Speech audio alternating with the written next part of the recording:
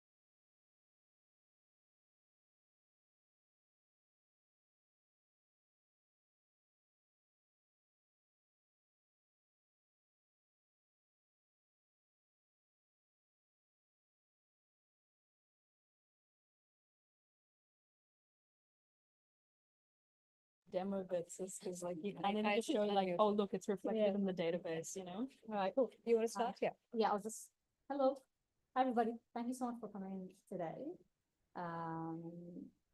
So before we start, there is a recording. If you go to YouTube and you search for CISSA, you will find all of the Codebrew workshops on the YouTube channel. It will be there.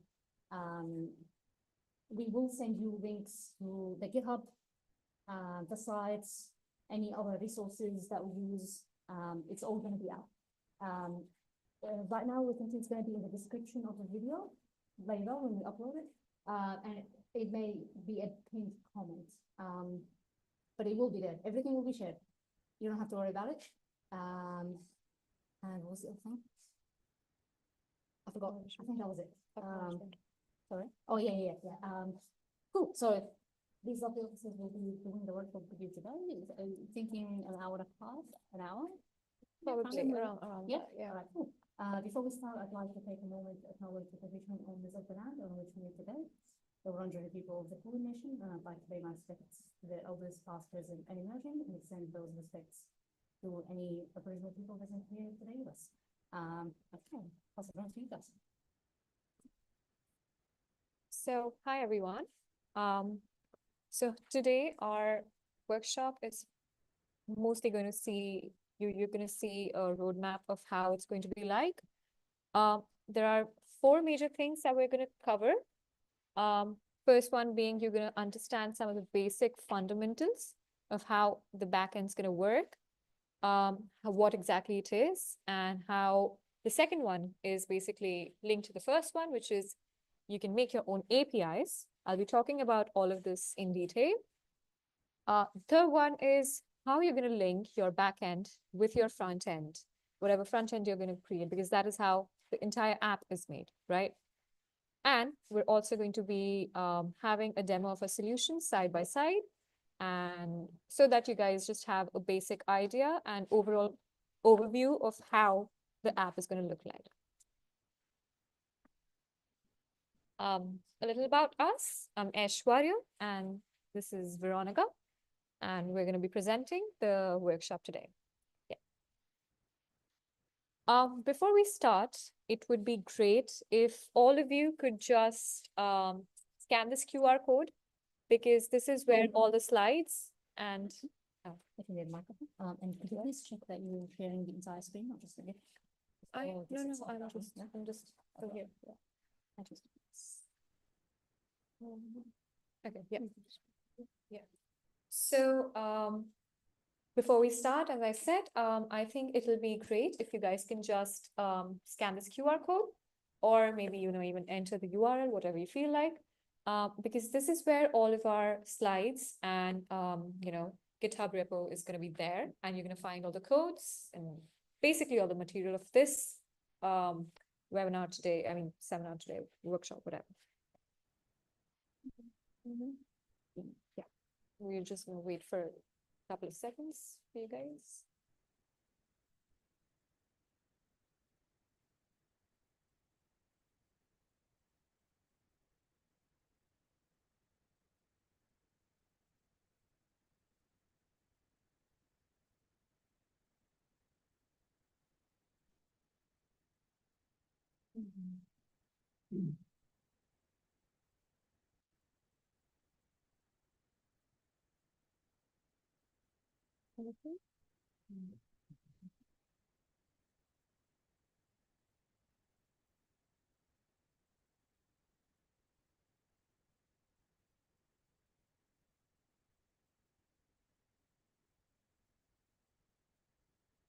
Okay, so moving on.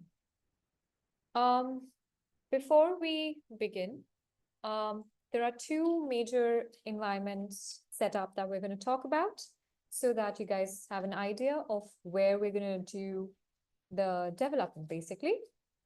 So how we're going to set up, the first thing is basically MongoDB Atlas.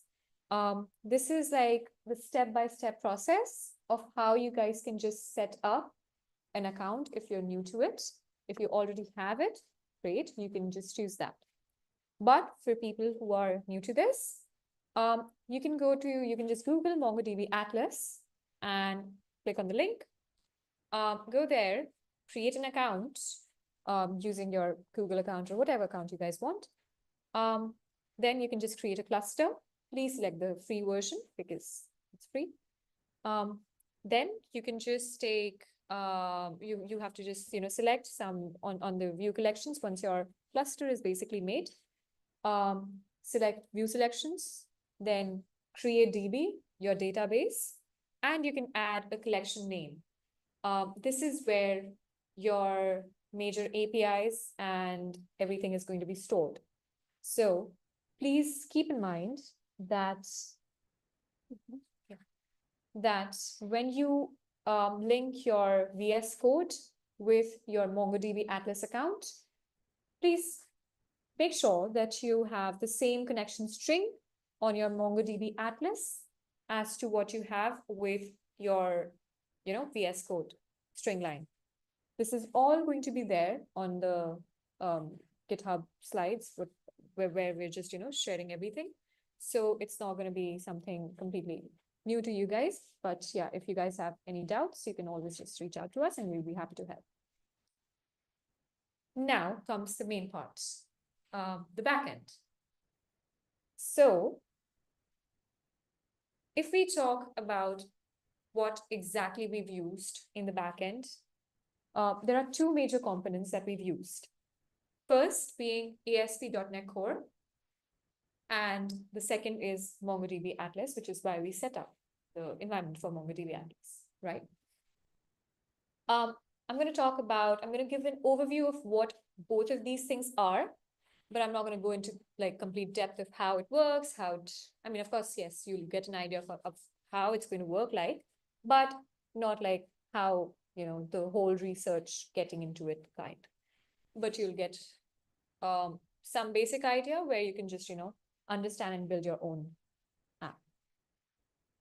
ASP.NET Core. So what exactly does it do? What exactly is it?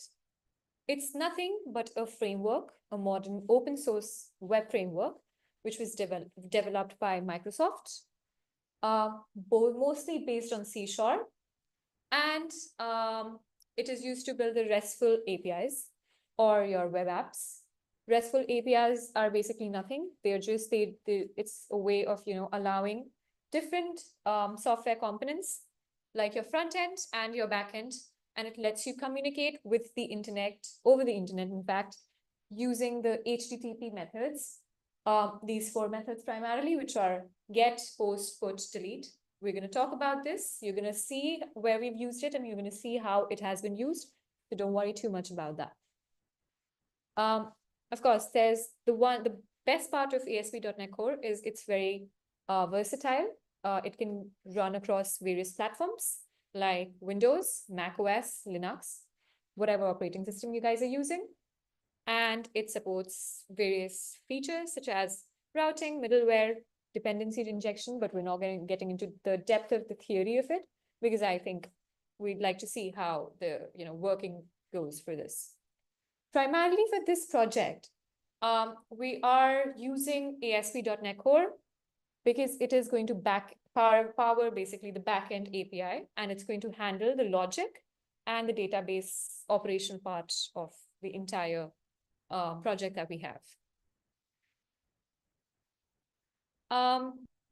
The second thing that we're using is MongoDB, as you guys just heard about setting up the account. But what exactly does it do? It is nothing but a NoSQL document database, right? It stores your data and it lets you perform various operations on the data. So MongoDB is basically, you can if you have a bit of an idea, you can compare it with your MySQL Workbench or something like that. But this is based on cloud clustering. So this is going to be on your cloud. It is schemaless. This is what is probably one of the good parts about MongoDB because it is schemaless, which is basically, it becomes easier for you guys to, expand your app or grow your app when your complexities or everything else is getting added into it. It is ideal for both unstructured or semi-structured data. So again, plus point for that. In this project, we are storing all the nodes data, like the title, content, status. You'll see all of the data. I'll show it live, and you'll see how it's going to be storing everything. So this is what MongoDB is doing for this project. The sample project that we're using is basically a nodes management app. It's a very basic project, but you're basically going to be needing whatever we've used in that in almost everything that you make, because the logic stays the same almost everywhere. The functionality keeps changing. Now, if we talk about the project setup, our project setup, again, as I said, is done on ASP.NET Core plus MongoDB. It is created on the RESTful API, as I talked about, the HTTP methods. And it is integrated with your MongoDB Atlas for cloud-based NoSQL database. Now, it is primarily structured into 3 components. Your models for your data entities, services, basically what functionality is going to be done from the MongoDB logic point of view, and your controllers. That is also kind of related to your functionalities and operations for your HTTP API endpoints, basically. So yeah, that is how our project is going to be set up. Now, while we're here, I would just like to switch to the GitHub repository. I hope my screen is visible. Yeah. So if we talk, yeah, sorry.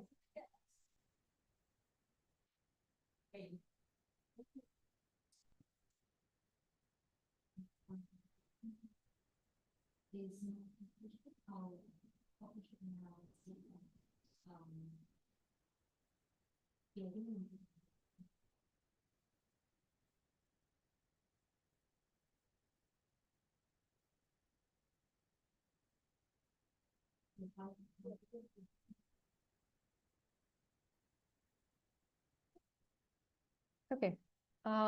So if we're going to talk about the backend data model that we have, if you guys have your GitHub opened, you can just follow along, or you can just check and just watch while I'm doing it here. So if you open the Notes API folder and you go to Models folder, and then you can see a node.cs file, which is visible to everybody. I hope it is, if you guys are following along. You'll see 5 major components there. What do they do? The first component is the ID. It is nothing but a MongoDB object ID, which is basically this part. Okay. This is where your MongoDB object ID is being used in our data model. As I said, the structure of whatever project you're building is going to be based on the same logic. You're just going to change a little bit of, functionalities around. The second thing, the second component is the title of the node. So our node basically has, an ID, then a title, a content part, which is basically your node body, the status, and your created at, basically what time, date it was created at, or that API was hit, right? So your title of the, app, the note app or title, whatever, it is being stored over here. The content of the body is being stored over here. And your date and time is being stored over here. Now this is mapped using the BSON element and BSON ID attributes, which are basically used for MongoDB compatibility. Kind of like a syntax, if that's what you want to take it as. I'm not going to get into the depth of that because not that relevant, but yeah.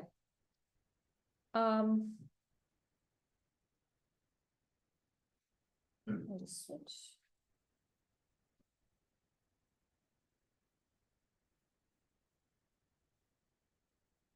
Yeah. Now if we talk about our data model, every web app data model that you have are basically it's going to have these three components: the model, view, and the controller. Basically, your MVC is what you must have heard in the short form. Why an MVC is used is basically for clear separation. It keeps your logic, your UI part, and your backend part, and the user application part clean and organized. So you use this logic. Again, common to all, whatever project you build. Your model is basically nothing, but it represents the data and the logic of your project. In our case, the notes app that we have, the notes class, which has the content status and the title, that is what is stored in our model. And it also talks to the database. So it is like a mediator, a connector between the database and the front end part as well. View is your front end part. Front end, basically the thing that you see, the thing that the user works upon, is your user interface that, basically your user interface displaying the data. It can be done in .NET MAUI or React, but this is what basically the user sees, the buttons, forms, etc., whatever you see. We're not going to be covering the front end part today, but there's going to be a workshop for that. So we'll just talk about the back end part today. The third part, kind of like the main part, like you have the main method in your programs, you can kind of compare it with that, is your controller. It handles the user input and the HTTP requests, basically your API requests, and it decides what needs to be done with the data. Example, get, basically retrieve it, or insert something, or update, or delete. That's what the controller decides, as the name says it. And it also calls the write method in the service or model as and when required, according to the logic of your program. So that is your backend part, data model. Now I'll come to the backend services. I will be switching to the code just for you guys to have a better idea. Yeah. So if you go to, again, I'll just take you to the main page just for the ease of access for everybody. You go to the Notes API folder and you go into the services folder. Or basically, you can just, go into the controllers, it's fine, I think. Yeah, so there's a folder which is basically inside a controller folder. And you go to nodeservices.cs. So basically, you will find a code which is going to be handling the services part. What does the services part mean? It's basically the MongoDB connection that we are using for the injection of the configuration. What exactly it's doing is implementing certain methods, like your get async, which is basically fetching all of the nodes. Get async by ID, so it's referencing by ID. I'm sure you must have studied this before. If you've not, that's also not an issue. But if you call something by a reference, you're basically objecting it to its address. So you're objecting the address of the ID, and that is how it's fetching the node by its ID. Create async of the node, basically you insert a new node or create a new node. The port is updated, so you do it by ID and node referencing. You update the node, delete async, delete the node, and get filtered async, nodes async. So basically there's also a filter functionality, and I am just going to point it out where all of this is. So as I said, if you want to get all the nodes, won't have access to all the nodes. This is your get async nodes, not nodes. There's no ID being referenced here. But if you want to get a particular ID or particular node, you reference it by your ID, This is what it does to get one particular note or how many ever. Then you create a new note in this part. You update it in this part, and you are basically deleting it on this part, if that makes sense. Async function, for your reference, is nothing. It is just something that you call. You call basically an async method when your program doesn't stop and wait for it to finish. So instead, what it does, it keeps going, and the method will complete its work in the background. So it stops it from, getting disrupted. Now, the API endpoints. I'll switch to the code again, but the API endpoints are basically the API handling part of it is done in this file. So if you just go to the notes, if you go to notes and you go to controllers folder, you'll find it right there, notes controller.cs. Now, what it's doing is, if you guys remember, I talked about RESTful methods, RESTful HTTP methods. HTTP methods which were based on these four, I'll just show where, but four of the methods, right? Get, post, put, and delete. Now, what it's doing is, in this code, so we can just, skip to all of this, but yeah.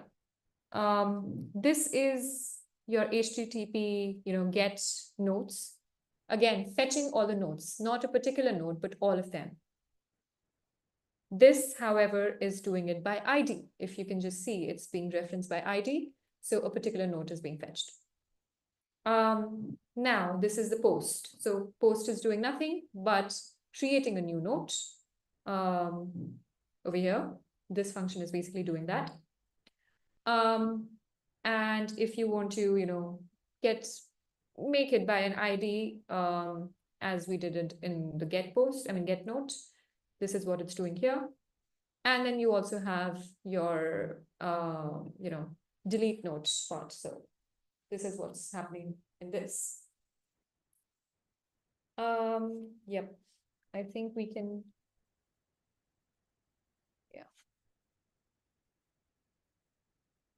Now, so basically that was the main structure of the entire model. I think by code as well, it is quite clear how you can, just structure and hop around with the code.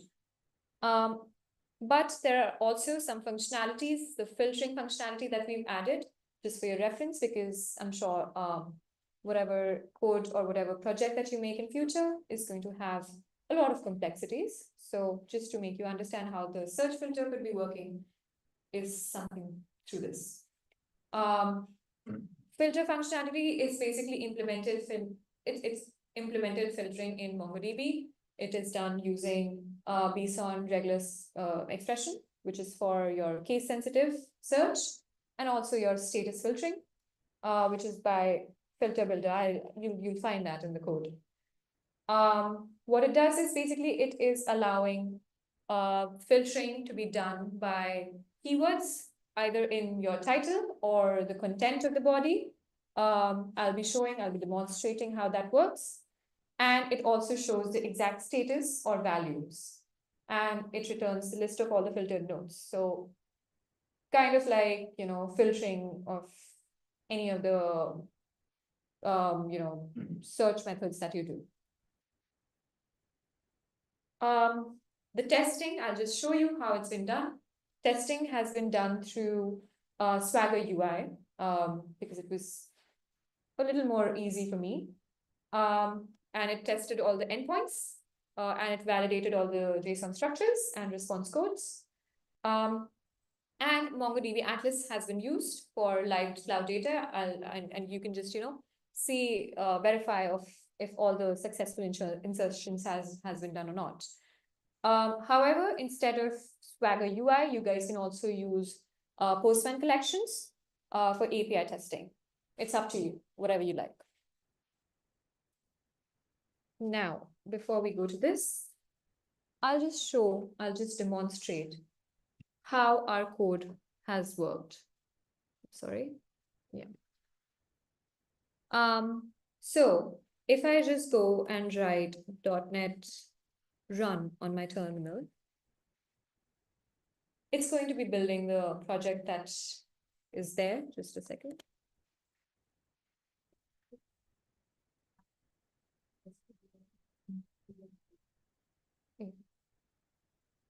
So yeah, and if I go to Swagger UI, as I had talked about, 1 second.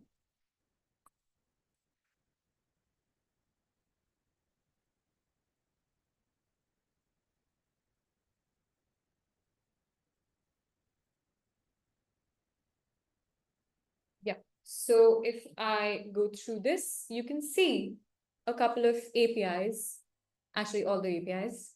And let's say I want to test it. So I'm doing the testing part right now, as I talked about. I want to test if the post collection is working or not. I go to try it out. I hope my screen is visible enough. Just increase the size. Yeah, I think it's better. Let's say I want to create a new API. I want to hit a new API. You can, it's not very important. You can just create this. For the title, let's say I want to enter a title. Final demo Codebrew.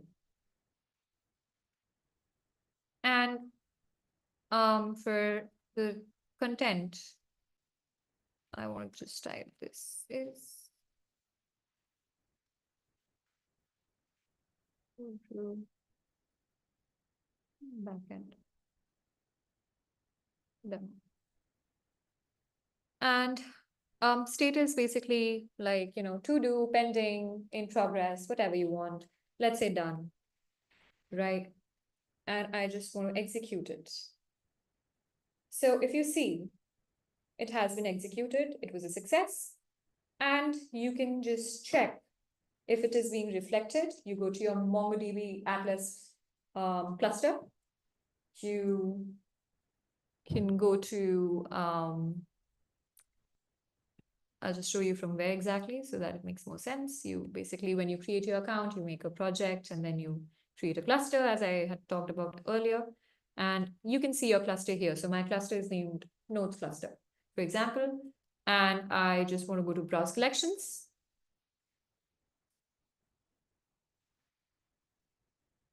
I have actually hit a couple of APIs before, but the one that we hit right now was this one.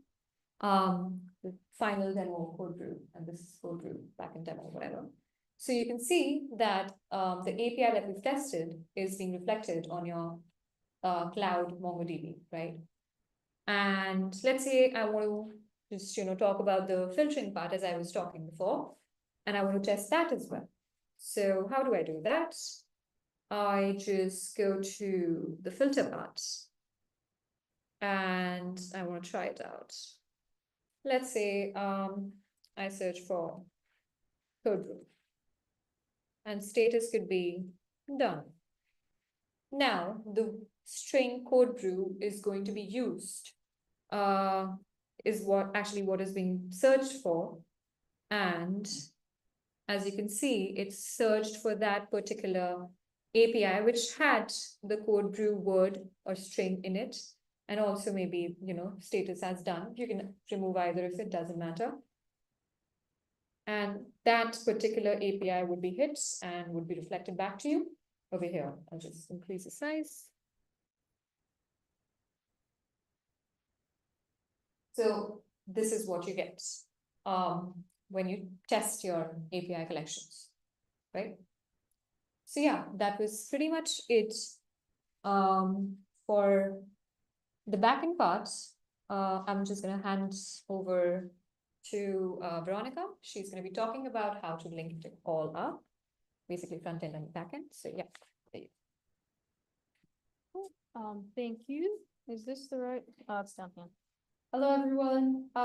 Just like, give me a minute. I'll need to switch the computer over to my computer, so feel free to chat amongst yourselves, take a look through the repo, and I'll bring you all back in a minute or so. Cool. All right, disconnected.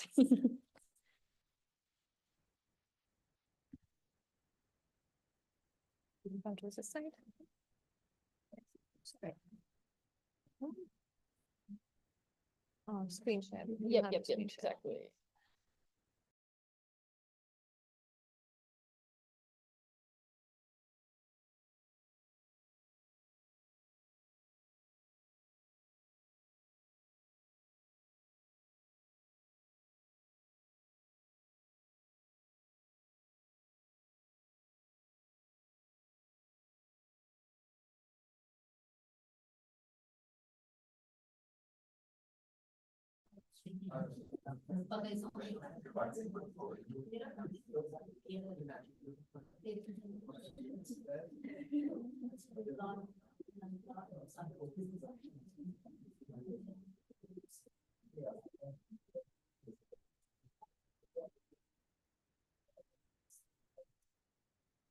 Can you see that?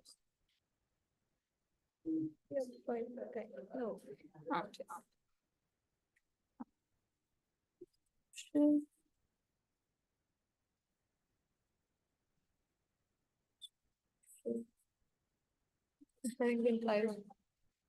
I'll just share the entire screen. All right. Well, I'll grab.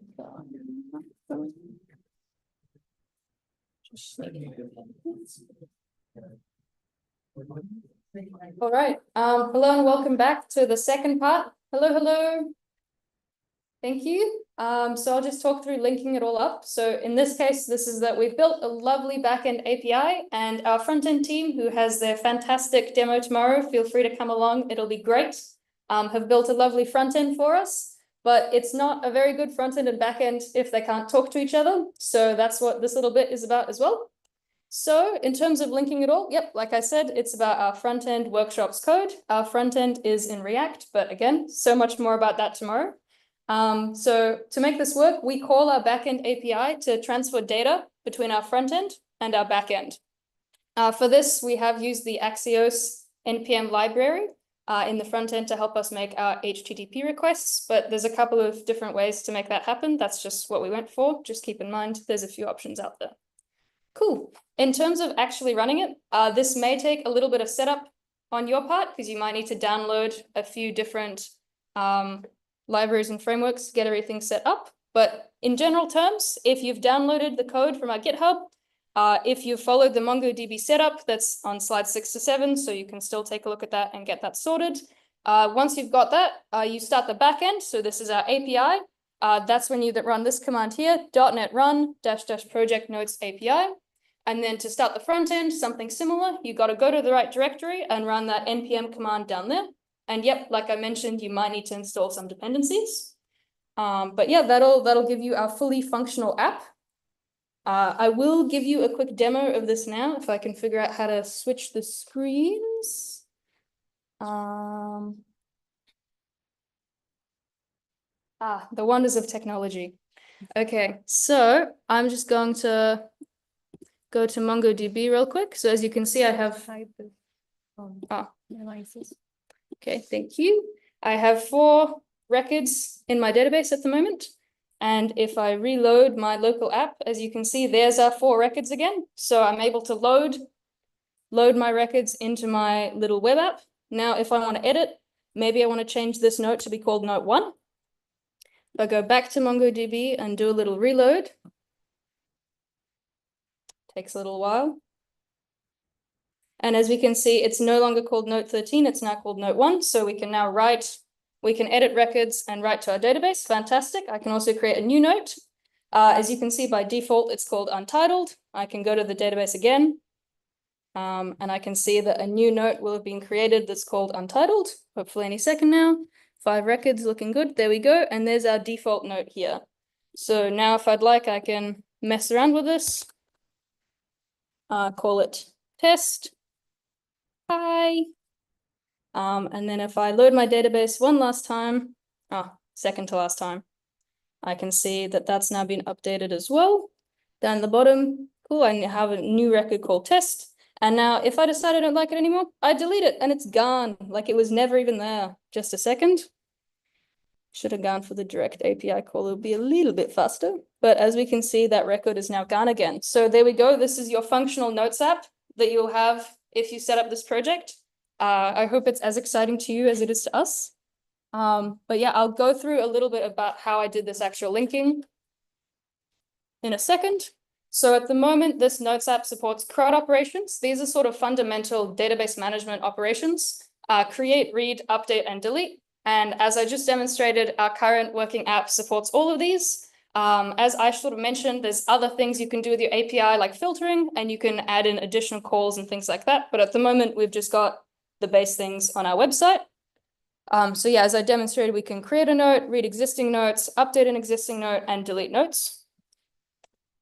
So in terms of actually getting things set up to our API, the first step is kind of like talking on a telephone. So before I talk on the telephone, I need to have the other person's number, and the other person hopefully has my number, so they know to pick up the call. So in terms of this, on the backend side, if you go to the program.cs file, we need to add our front end to a list of accepted URLs. That's this section here, but like I said, you can also see it in our program.cs files. And this is just because we can't just have everyone accessing our data. Maybe it's important, and maybe I don't want everyone to be able to read and write to it. So this adds it to a list of accepted URLs. And as you can see, we've added our backend connection there. In terms of the front end, we'll have an app.jsx file in our case. So if you look in there, we can see that every time we want to call our API, we provide, there we go, the URL to our API so that we know where we're calling our data from. And that's how we do our data calls. So now the two sides can talk to each other, yay. And now it's time to actually chat, or so to speak, share some data. So in this case, in this sort of simple example here, this is just the delete function. Not too much that you guys need to know about front end just yet, but the front end bit is just, if I press the delete button, then the front end guys are going to make sure that it's going to call some sort of delete function. And so in this delete function, we can now call our delete call to our API. So in this case, we have sort of a few little parts. So our onDelete function is called. We call the API's delete operation in the way that is appropriate in this case. And then we have this last bit here, this .then, and this is updating any other stuff that needs to be done on the front end side. So in our front end, we have like a notes data structure. So we also update that data structure on the front end as well. And of course, as is always good programming practice, if any errors do arise, we want to make sure that they're handled rather than unhandled. So that's that last line there. Feel free to take a look, as I mentioned, in our code base as well. So that's everything to do with our actual work. We just wanted to mention as well that our CISSA education guides have launched. So you can visit this link here if you wanted to get some resources more than what we're covering in person. And yeah, hopefully learn something new. They're very well made. And we also have a few links here. So if you'd like to join CISSA, or if you'd like to provide some feedback on our workshop, that would be very, very appreciated. Yeah, thank you all very much for coming. I guess we can field some questions if there are any. But feel free to come up afterwards as well if this is too scary.